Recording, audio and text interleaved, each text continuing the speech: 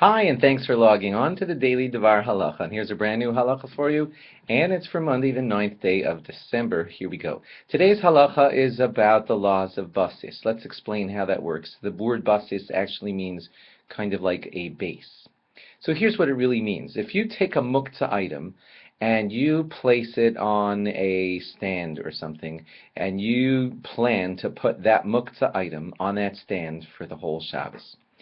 So then that stand becomes a basis, a base to that muktzah item, and it gets a permanent Shabbos muktzah status, base muktzah status, for the entire Shabbos, because it had that muktzah item placed on it, and that was meant to be the stand for it for the entire Shabbos. So even if somehow somebody knocks that muktzah item off of the stand still remains muktzah for the entire Shabbos, because when Shabbos started, it was the stand for that muktzah item. That's the rule of basis.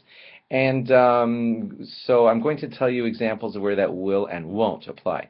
If you were to specifically take your Shabbos table and say that your Shabbos table was first and foremost going to hold this muktzah item, and then, some other things, but it was formally mostly to hold this kind of muktzah item, then your Shabbos table is now a basis for the rest of Shabbos. So you can't move your Shabbos table just in case you're planning to move your Shabbos table. Let's get to some more pertinent examples of this and where it would or wouldn't apply. Let's say you come to the Shabbos table and you're about to sit down to the Friday night meal, and you notice that there's a wallet sitting on one of the chairs. So you're like, uh-oh, I just learned the laws of basis, and I'm afraid this chair just became a base to this muktzah wallet, and now I'm not going to be able to move this chair from this spot the entire Shabbos. So you try and find out how the wallet got there, and it would depend a lot on how the wallet got there. If you find out that no one smart placed it there on purpose, rather one of the toddlers was running around with that wallet on Friday afternoon,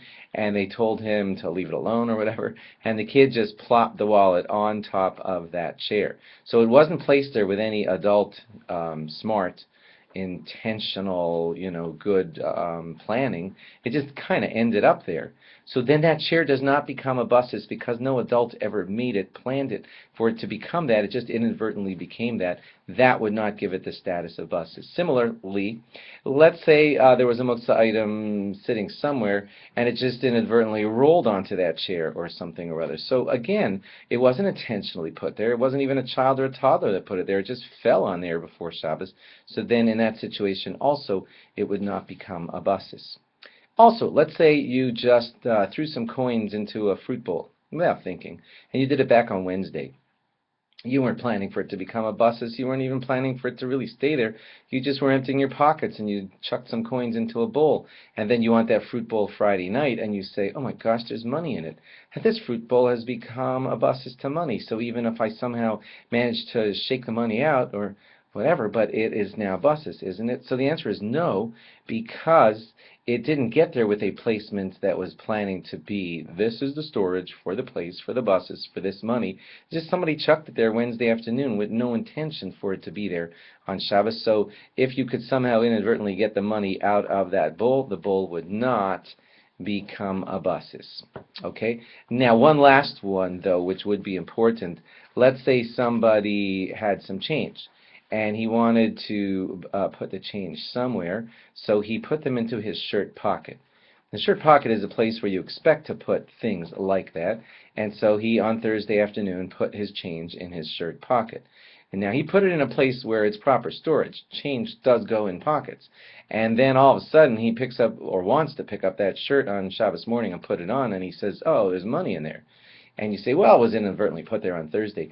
Well, you can't say that this time, because since putting the money into that pocket is a very, proper place for the money, and you did do it, and you didn't really have a plan of like when it exactly was coming out, so you got your plan. It happened. You wanted that money placed in that pocket. It did get put in that pocket, and it is a storage place for it, and therefore the pocket in the shirt, assuming that the pocket is attached regularly to the shirt, the entire thing would become a base to that money, and that entire shirt in its present state can't be moved around for the rest of Shabbos. Thanks for logging on. Log on again tomorrow for more. Bye-bye.